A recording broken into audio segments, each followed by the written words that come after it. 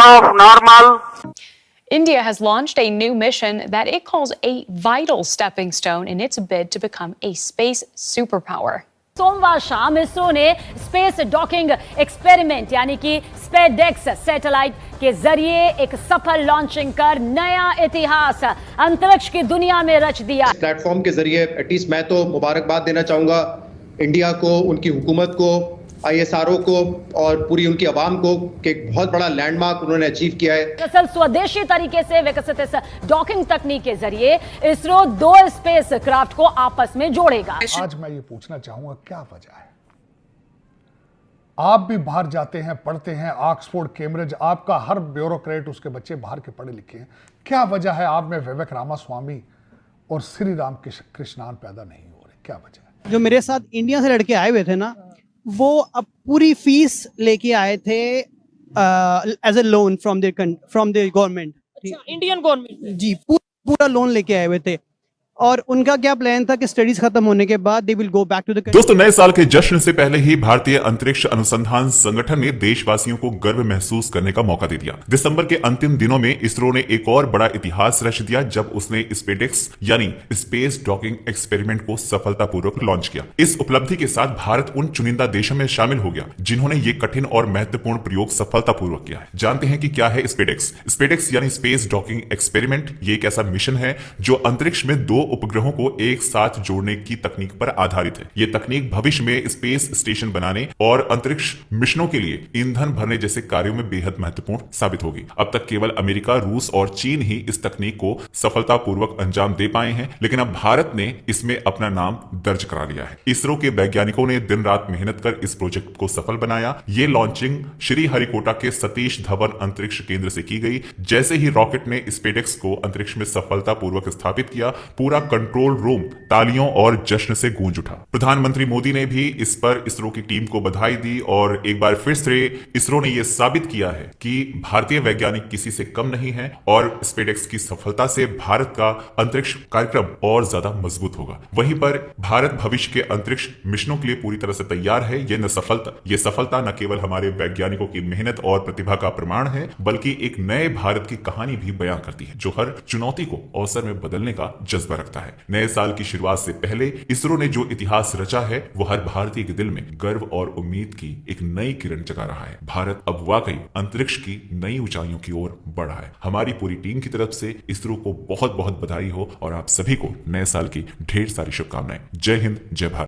ये ना तारीख में लिखा जाएगा, लिखा जा रहा है, लिखा गया है कि जितनी तेजी के साथ एक कंट्री तरक्की कर रहा है और उसने अपने स्पेस में जितनी तरक्की कर ली है भारत ने इतनी कम ड्यूरेशन में, दिस इज अनबिलीवेबल और रिकॉर्ड है ये। और ये हमेशा रहेगा कि कोई कंट्री ऐसा था कि जिसने स्पेस में, बाकी तो आप इकोनॉमी और सब जगहों पर हम करते ही हैं बात, लेकिन स्पेस में भी जो कि बड़ा एक मुश्किल काम होता है, एक लोगों को जो दुनिया के ऐसे कंट्रीज के जो इस वक्त स्पेस में जिनकी मोनोपोली है हमेशा से, उनके साथ उनको टक्कर देना और उनके मुकाबले पर आकर खड़े होना, ये बड़ी बात है। Congratulations India, amazing. हम तो कहेंगे जी कॉन्ग्रेचुलेशंस मोदी साहब एंड कॉन्ग्रेचुलेशन जो इसमें शामिल है, सोमनाथ जी और जितने भी इसके पीछे वो खवातीन, इसरो की वो खवातीन के जो इसमें काम करती हैं, वो लेडीज, वो महिलाएं, इसमें भी मुझे यकीन है कि ये जो मिशन है इसमें भी जो इसरो की महिलाएं हैं उनका बहुत हाथ होगा, बहुत उनका जो है वो कंट्रीब्यूशन है इसके अंदर।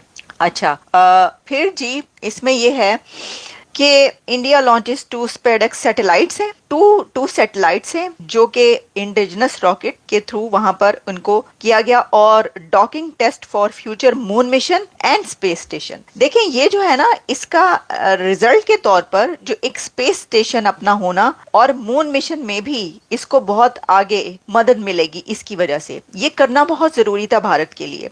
एक तो ये कि उन कंट्रीज की लिस्ट में शामिल होना जो कि जिनके पास ये है टेक्नोलॉजी और अचीवमेंट, वो ये कर चुके हैं। तो अगर देखें ना, कोई भी कंट्री जो ये कहता है कि हम इस लिस्ट में हैं, तो फिर उसको वो सब करना पड़ेगा ना जो कि उसके साथ के कंट्रीज ऐसे कर रहे हैं। वरना फिर ये कहा जाता कि जी ये तो बस नाम का नासा के साथ आप कर रहे हैं कि जी आपने ये कंपटीशन कर रहे हैं, वरना आपने ये भी नहीं किया, वह आपने तो अभी ये भी नहीं किया, ये भी नहीं किया, तो वो किसी को कहने का मौका नहीं देते।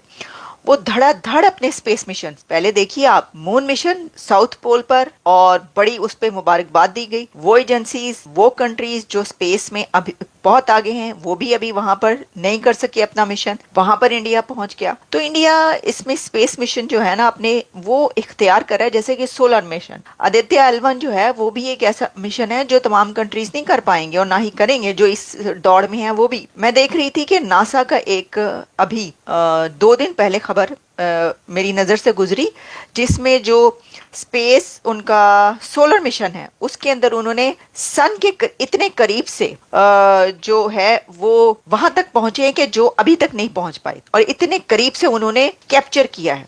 वीडियो और फोटोज भी मैंने उसकी देखी, इतने करीब से कैप्चर की गई कि जो अभी तक इतने क्लोजेस्ट नहीं पहुंच सके थे। अच्छा जी, इसमें ये आ रहा है जी कि इसमें 2 small satellites of its space docking experiment है और पोलर सैटेलाइट लॉन्च व्हीकल, और फिर ये उन्होंने कहा कि I am really happy to announce the successful accomplishment of the launch of PSLV-60 for the SpaceX mission. अच्छा, इसके बारे में फिर ये कहा जा रहा है the mission also includes a secondary payload module with 24 different experiments abroad, including a small robotic arm, which are riding aboard the rocket's 4th stage independent for SpaceX satellites. Scientists hope to test the arm and other payloads after docking in a payload operations demonstration, while also test dual spacecraft control and power transfer between the docked spacecraft. Technology essential for India's space